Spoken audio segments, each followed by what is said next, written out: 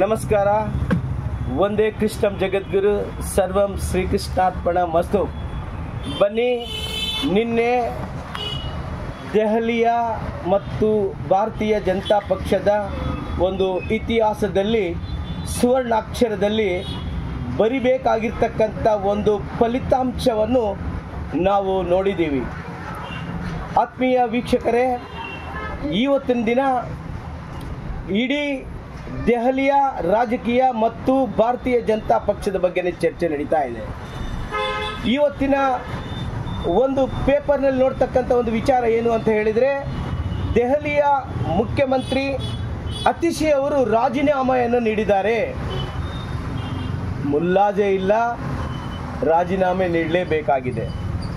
ಆದರೆ ಆತ್ಮೀಯ ವೀಕ್ಷಕರೇ, 27 ವರ್ಷಗಳ ಸತತವಾಗಿ ಸಂಘಟನೆ, ಆರ್ಗನೈಜೇಷನ್, ಪಕ್ಷದ ಸಂಘಟನೆ, ಹೋರಾಟ, 27 ವರ್ಷಗಳ ಹೋರಾಟದ ಪ್ರತಿಫಲದ ಮುಂದುವರೆದ ಭಾಗವೇ ನಿನ್ನೆ ಎಲೆಕ್ಷನ್ ರಿಸಲ್ಟ್. ಅದ್ಭುತವಾಗಿರ್ತಕ್ಕಂಥ ರಿಸಲ್ಟ್. ದೆಹಲಿಯ ವಿಧಾನಸಭೆಯ ಒಟ್ಟಾರೆ 70 ಕ್ಷೇತ್ರಗಳಲ್ಲಿ 48 ಕ್ಷೇತ್ರಗಳಲ್ಲಿ ಭಾರತೀಯ ಜನತಾ ಪಕ್ಷ ತನ್ನ ವಿಜಯದ ಪತಾಕೆಯನ್ನು ಹಾರಿಸಿದೆ. At the same time Aam Aadmi ಪಕ್ಷ ಕೇವಲ 22 ಸ್ಥಾನಗಳನ್ನು ಗೆದ್ದುಕೊಂಡಿದೆ. ಒಂದು ರೀತಿಯಿಂದ ವೋಟ್ ಶೇರಿಂಗ್ ಏನಾದರೂ ನಾವು ನೋಡಬೇಕು ಅಂತ ಹೇಳಿದರೆ, ಭಾರತೀಯ ಜನತಾ ಪಕ್ಷಕ್ಕೆ 45.56% ಬಂದಿದೆ. ಆಮ್ ಆದ್ಮಿ ಪಕ್ಷಕ್ಕೆ 43.57% ಆಗಿದೆ. ಇನ್ನು ಕಾಂಗ್ರೆಸ್ಗೆ ಕೇವಲ 6.34% ಆಗಿದೆ. ಇನ್ನು ಇತರರು 4.53% ಬಂದಿದೆ. ಬನ್ನಿ ವೀಕ್ಷಕರೇ, ಇವತ್ತಿನ ದಿನ ಭಾರತೀಯ ಜನತಾ ಪಕ್ಷಕ್ಕೆ ಒಟ್ಟಾರೆ ನೋಡೋದಾದರೆ 45.56% ಬಂದಿದೆ. ಅಂದರೆ ಕಳೆದ ಚುನಾವಣೆಗೆ ಹೋಲಿಕೆ ಮಾಡಿದರೆ, ಅಂದರೆ 2020ಕ್ಕೆ ಹೋಲಿಕೆಯನ್ನು ಮಾಡಿದರೆ ಭಾರತೀಯ ಜನತಾ ಪಕ್ಷಕ್ಕೆ ಪ್ಲಸ್ 7.05%, ಅಂದರೆ 7.05% ಅಷ್ಟು ವೋಟಿಂಗ್ ಜಾಸ್ತಿ ಆಗಿದೆ. At the same time Aam Aadmi ಪಕ್ಷಕ್ಕೆ 2020ಕ್ಕೆ ಹೋಲಿಕೆ ಮಾಡಿದರೆ 10% ಮೈನಸ್ ಆಗಿದೆ.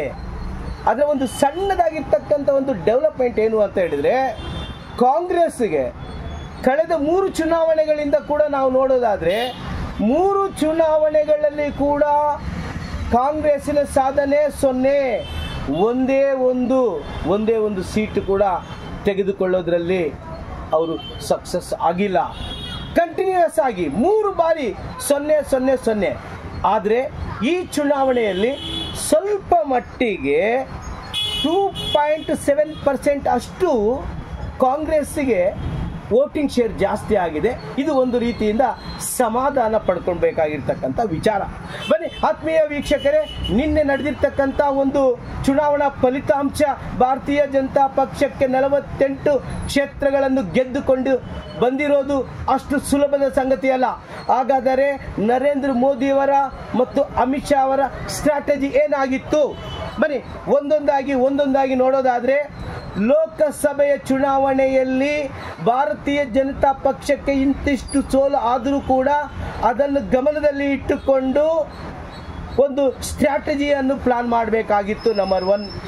ನಂಬರ್ 2 ಬಂದು ಅಭಿವೃದ್ಧಿ ಮತ್ತು ಉತ್ತಮ ಆಡಳಿತ. ಕೇಂದ್ರದಲ್ಲಿರ್ತಕ್ಕಂಥ ನರೇಂದ್ರ ಮೋದಿಯವರ ಸರ್ಕಾರ ಅಭಿವೃದ್ಧಿ ಒಂದು ಕಡೆ, ಗುಡ್ ಗವರ್ನೆನ್ಸ್, ಒಂದು ಉತ್ತಮ ಆಡಳಿತ, ಇದು ಕೂಡ ವರ್ಕೌಟ್ ಆಗಿದೆ ಅಂತ ನಮ್ಮ ಒಂದು ಒಪಿನಿಯನ್ ಇದೆ. ಹಾಗೆ 3ನೇ ಒಂದು ವಿಷಯಕ್ಕೆ ಬಂದರೆ, ಈಗ ಕೇವಲ ಧಾರ್ಮಿಕ ಮತ್ತು ರಾಷ್ಟ್ರಭಕ್ತಿಗಳನ್ನು ಜೊತೆಗೆ ಏನು ಆಮ್ ಆದ್ಮಿಯ ಭ್ರಷ್ಟಾಚಾರದ ವಿರುದ್ಧವನ್ನು ಕೂಡ ಜನರಿಗೆ ತಲುಪಿಸೋದ್ರಲ್ಲಿ ಭಾರತೀಯ ಜನತಾ ಪಕ್ಷ ಸಕ್ಸಸ್ ಆಗಿದೆ ಅನ್ನೋ ಒಂದು ವಿಚಾರ. ಹಾಗೆಯೇ 4ನೇ ವಿಷಯ ಏನಾದರೂ ನಾವು ಪಾಯಿಂಟ್ಔಟ್ ಮಾಡಬೇಕು ಅಂತ ಹೇಳಿದರೆ, ಭಾರತೀಯ ಜನತಾ ಪಕ್ಷ ರಾಷ್ಟ್ರೀಯ ನ್ಯಾಷನಲ್ ಕ್ಯಾಪಿಟಲ್ ಡೆಲ್ಲಿಗೆ ಮುಖ್ಯಮಂತ್ರಿಯನ್ನು ಘೋಷಣೆ ಮಾಡದೆ ಕೇವಲ ನರೇಂದ್ರ ಮೋದಿಯವರ ನಾಯಕತ್ವವನ್ನು ಮೋದಿಯವರ ಅಂಬಾಸಡರನ್ನು, ಮೋದಿಯವರ ಒಂದು ಅಂಬಾಸಡರ್ ಅವರ ನಾಯಕತ್ವವನ್ನು ಪ್ರೆಸೆಂಟ್ ಮಾಡಿ ಎನ್ಕ್ಯಾಶ್ ಮಾಡ್ಕೋಬೇಕಾಯಿತು. ನಂಬರ್ 4. ಹಾಗೆಯೇ ಭಾರತೀಯ ಜನತಾ ಪಕ್ಷ 70 ಕ್ಷೇತ್ರಗಳ, ದೆಹಲಿಯ 70 ಕ್ಷೇತ್ರಗಳಲ್ಲಿ 51 ಕ್ಷೇತ್ರಗಳಲ್ಲಿ ಭಾರತೀಯ ಜನತಾ ಪಕ್ಷ ಎಲ್ಲೆಲ್ಲಿ ವೀಕ್ ಇದೆ, ಎಲ್ಲೆಲ್ಲಿ ಭಾರತೀಯ ಜನತಾ ಪಕ್ಷ ಬಲಾಢ್ಯವಾಗಿಲ್ಲವೋ ಅಂತಹ ಕ್ಷೇತ್ರಗಳಲ್ಲಿ ಮಿಷನ್ 27 ಅಥವಾ ಸ್ಪೆಷಲ್ ಟೀಮ್ ಆಫ್ 27 ಅನ್ನೋ ಒಂದು ಟೀಮನ್ನು ಮಾಡಿಕೊಂಡು, ಈ ಸ್ಪೆಷಲ್ 27 ಅನ್ನೋ ಒಂದು ಟೀಮನ್ನು ಮಾಡಿಕೊಂಡು ಅದರಲ್ಲಿ ಕೇಂದ್ರ ಮತ್ತು ರಾಜ್ಯ ನಾಯಕರ ಒಂದು ತಂಡ ಈ 51 ಕ್ಷೇತ್ರಗಳಲ್ಲಿ ಗ್ರೌಂಡ್ ವರ್ಕನ್ನು ಮಾಡಲಾಯಿತು. ಆ ಒಂದು ಗ್ರೌಂಡ್ ವರ್ಕಿನ ಒಂದು ಮುಂದುವರೆದ ಭಾಗವೇ ನಿನ್ನೆ 48 ಕ್ಷೇತ್ರದ ಒಂದು ಭರ್ಜರಿ ಜಯ ಅಂತ ಹೇಳ್ಬೋದು. ಹಾಗೆ ಮುಖ್ಯವಾಗಿ ಹೇಳಬೇಕು ಅಂತ ಹೇಳಿದ್ರೆ, ಕೇಂದ್ರ ಸರ್ಕಾರದ ನರೇಂದ್ರ ಮೋದಿಯವರ ಮೂರನೇ ಭಾಗವಾಗಿರ್ತಕ್ಕಂತಹ 2ನೇ ಬಡ್ಜೆಟ್ಟು ಏನು ಫೆಬ್ರವರಿ 1ನೇ ತಾರೀಕು ಶ್ರೀಮತಿ ನಿರ್ಮಲಾ ಸೀತಾರಾಮನ್ ಅವರ 8ನೇ ಬಡ್ಜೆಟ್ ಆಗಿತ್ತು. ಈ ಒಂದು ಬಡ್ಜೆಟ್ಟು ಮಧ್ಯಮ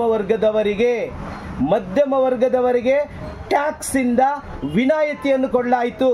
ಎಲ್ಲರಿಗೂ ಗೊತ್ತಿರೋ ಹಾಗೆ 12 ಲಕ್ಷದವರೆಗೂ ಟ್ಯಾಕ್ಸ್ ಅನ್ನು ಎಕ್ಸಂಪ್ಟ್ ಮಾಡಬೇಕಾಯಿತು.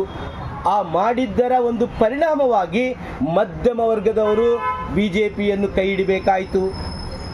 ಈ ರೀತಿ ಮಧ್ಯಮ ವರ್ಗದ ವೋಟರ್ಸನ್ನು ಎನ್ಕ್ಯಾಶ್ ಮಾಡುವ ಒಂದು ಪ್ರಯತ್ನದಲ್ಲಿ ಭಾರತೀಯ ಜನತಾ ಪಾರ್ಟಿ ಜಯವನ್ನು ತೆಗೆದುಕೊಂಡು ಬಂದಿದೆ. ಹಾಗೆಯೇ ಪ್ರಮುಖವಾಗಿ ಇಂಡಿ ಮೈತ್ರಿಕೂಟ ಇದೆಯಲ್ಲ, ಇಂಡಿ ಮೈತ್ರಿಕೂಟದ ಒಳಜಗಳವನ್ನು ಭಾರತೀಯ ಜನತಾ ಪಕ್ಷ ಎನ್ಕ್ಯಾಶ್ ಮಾಡಿಕೊಂಡು ಇವತ್ತೊಂದು ದಿನ ಈ ರಿಸಲ್ಟ್ ಬರೋದಕ್ಕೆ ಕಾರಣವಾಯಿತು. ಏನೇ ಆದರೂ ಕೂಡ ಭಾರತೀಯ ಜನತಾ ಪಕ್ಷ ಅದ್ಭುತವಾಗಿರ್ತಕ್ಕಂಥ 48 ಕ್ಷೇತ್ರಗಳಲ್ಲಿ ಜಯಬೇರಿಯಾಗಿದೆ. ಇನ್ನು ಕೇವಲ ಮುಖ್ಯಮಂತ್ರಿ ಯಾರು, ದೆಹಲಿಯ ಮುಖ್ಯಮಂತ್ರಿ ಯಾರು ಅನ್ನೋದ್ರ ಬಗ್ಗೆ ಚರ್ಚೆ ನಡೀತಾ ಇದೆ. ಮುಂದೆ ದೆಹಲಿಯ ಮುಖ್ಯಮಂತ್ರಿ ಯಾರು ಅನ್ನುವ ಒಂದು ವಿಡಿಯೋ ಬಗ್ಗೆ ನಾನು ಒಂದು ಸಣ್ಣ ವಿಡಿಯೋವನ್ನು ಮಾಡ್ತೀನಿ. ಈ ವಿಡಿಯೋ ತಮಗೆ ಇಷ್ಟವಾದರೆ ಲೈಕ್ ಮಾಡಿ, ಶೇರ್ ಮಾಡಿ, ಸಬ್ಸ್ಕ್ರೈಬ್ ಮಾಡಿ. Thank you so much. ಒಂದೇ ಕೃಷ್ಣಂ ಜಗದ್ಗುರು, ಸರ್ವಂ ಶ್ರೀಕೃಷ್ಣಾರ್ಪಣಮಸ್ತು.